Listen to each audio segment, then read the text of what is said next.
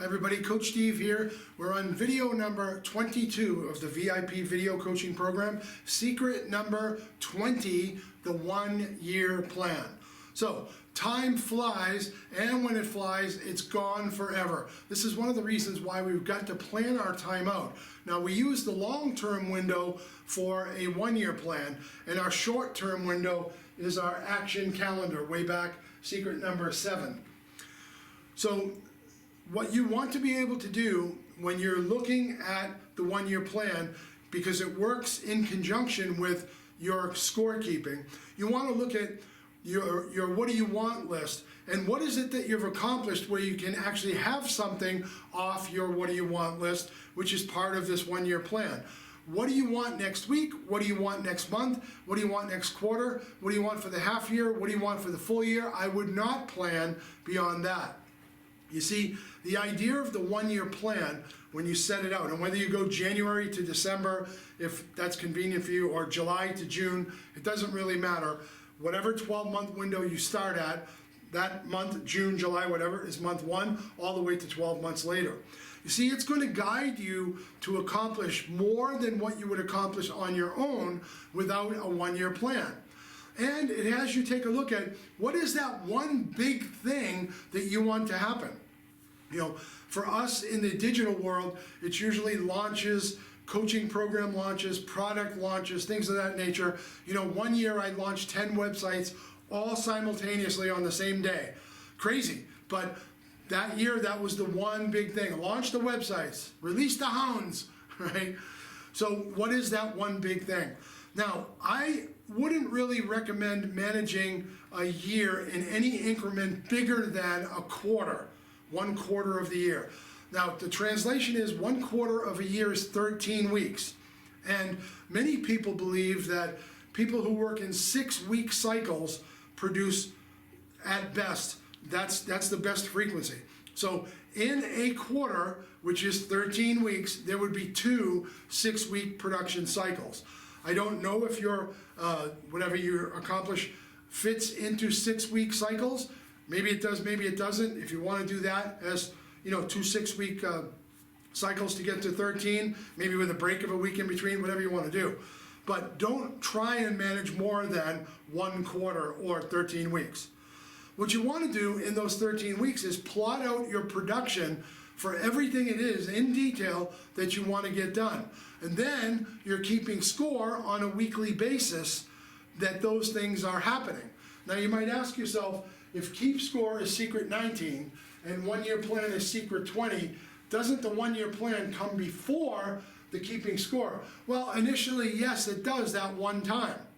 However, you're keeping score on that 1 year plan, so as you keep score, if you need to make adjustments to the plan, you would know that and keep score before you would, you know, be down here to make an adjustment to 1 year plan.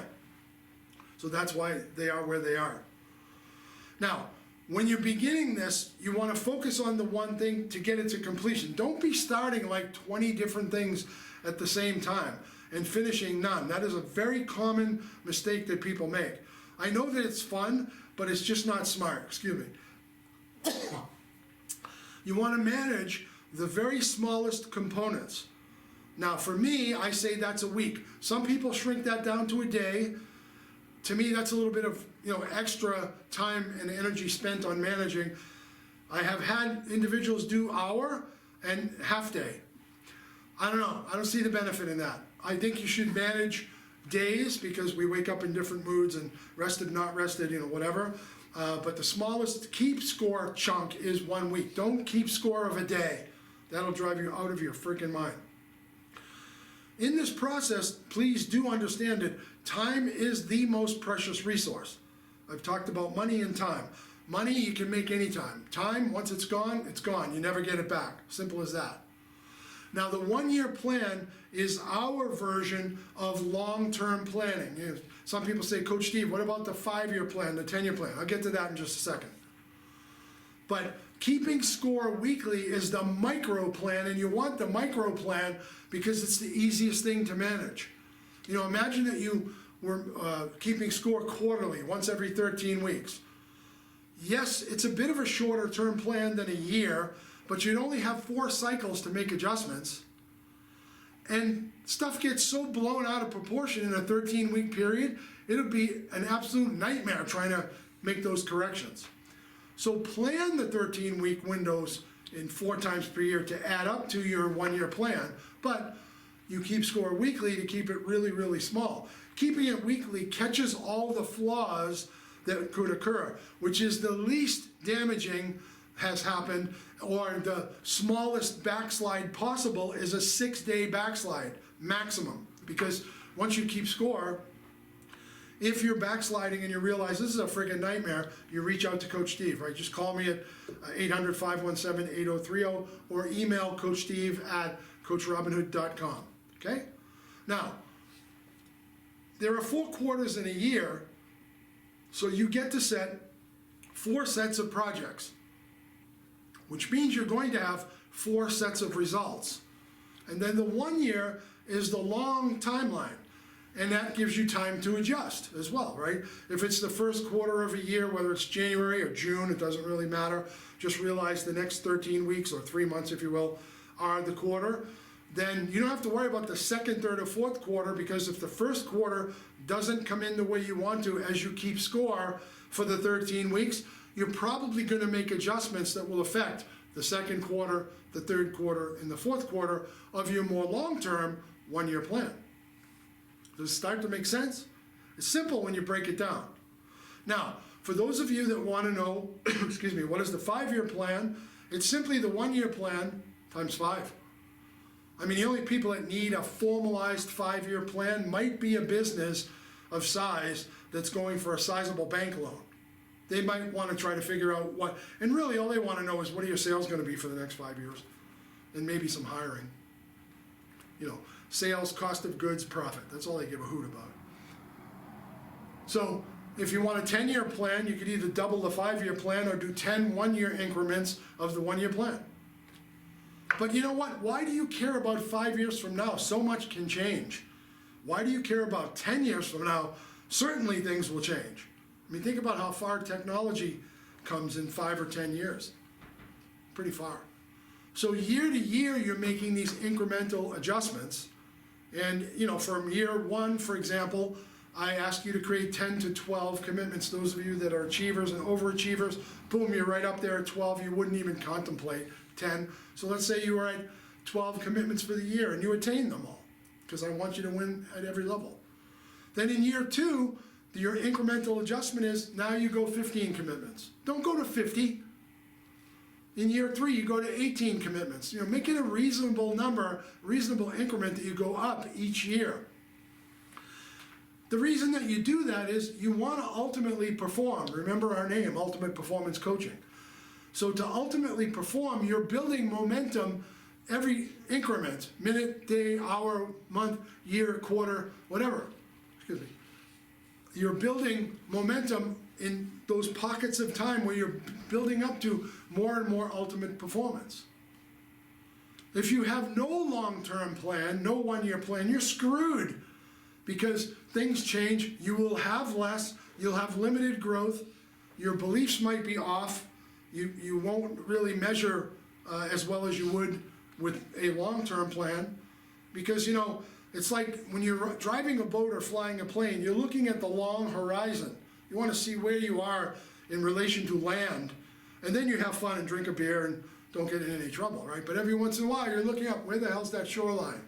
Or if you're a pilot, where is, you know, horizontal even? Where's the ground? I don't want to hit it. Same here. We have a short-term plan in the sense of our action calendar, and then we have the long-term plan.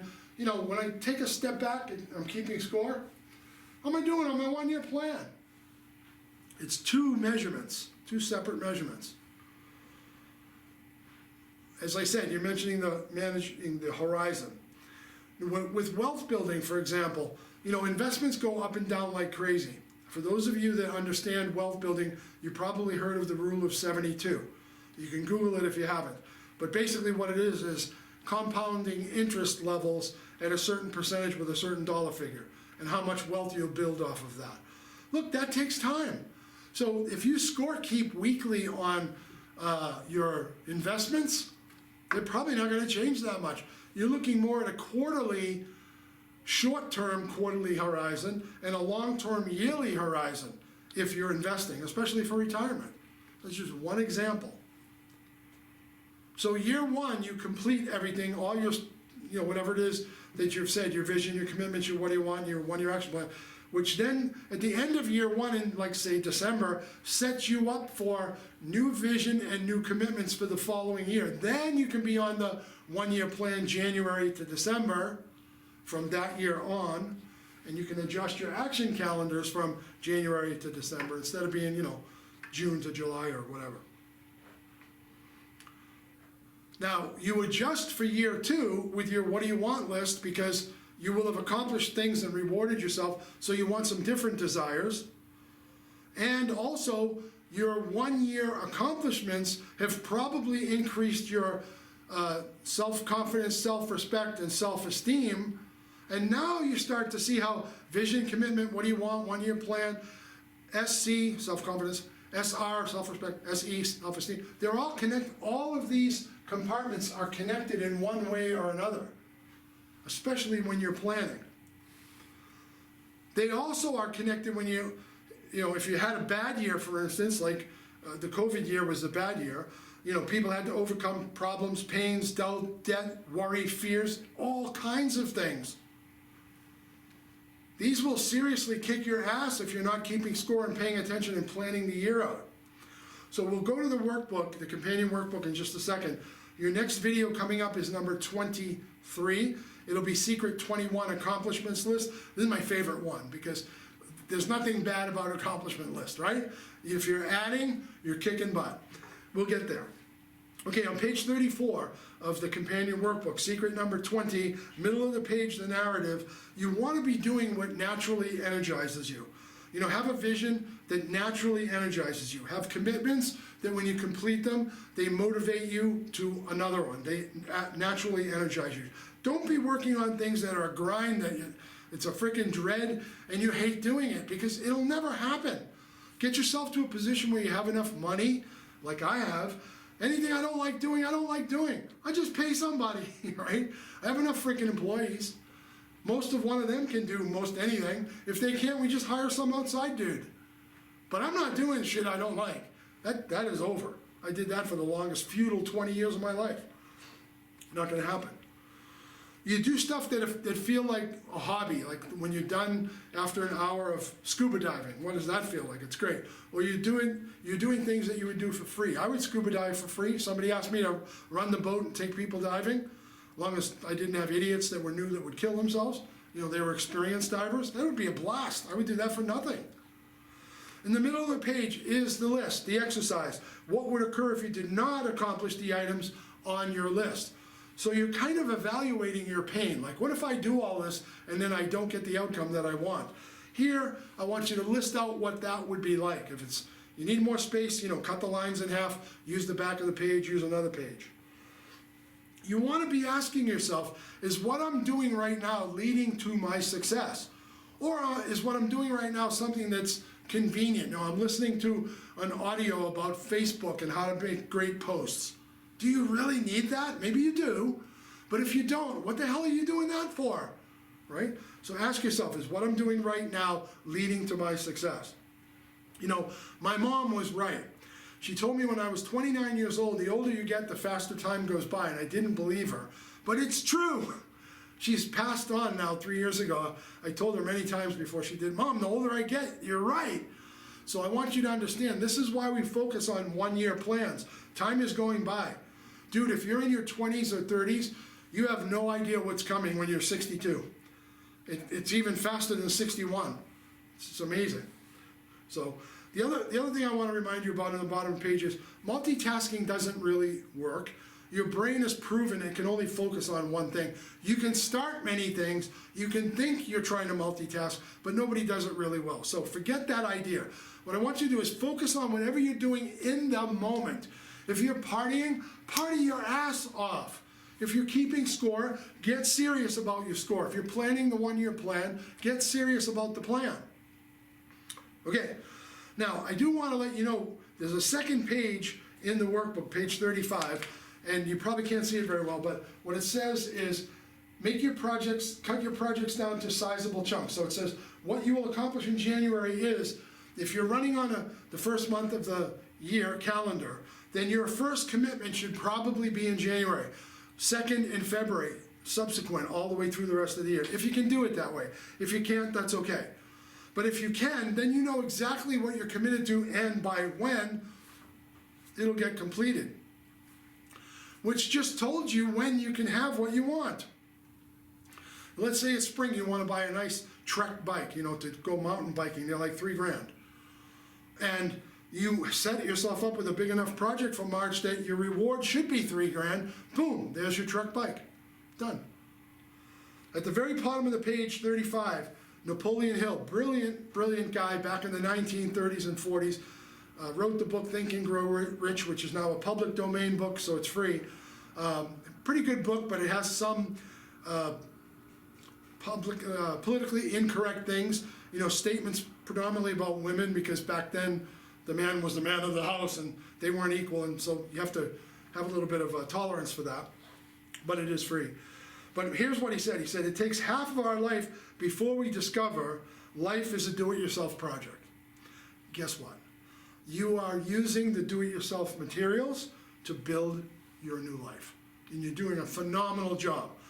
When we get to the next video number 23, secret number 21 accomplishments list, you will be 75% of the way through the completion of all of the secrets in my conclusion. That will be phenomenal. Man, we're gonna celebrate that for sure. Maybe I'll have a gift.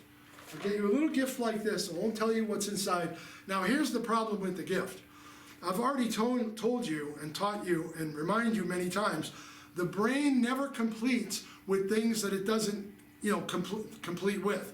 You have no idea what's in here. No idea, I hope you didn't see that, what's inside the box. This is a test, an exercise for you to watch what your brain does now on video 22 to the end, video 30. How many times you see that damn thing, and it's gonna drive you crazy that you don't know what's in it. But what I'm gonna do at the end is reveal to you what is in it. So you've gotta stay until the end, video number 30. That'll be my conclusion. All right, Coach Steve, you've done an amazing job. We're up next for accomplishments list. Be ready for that. I'll be all happy and upbeat for that one because it's my favorite module and secret. We'll talk to you soon. Coach Steve, bye for now.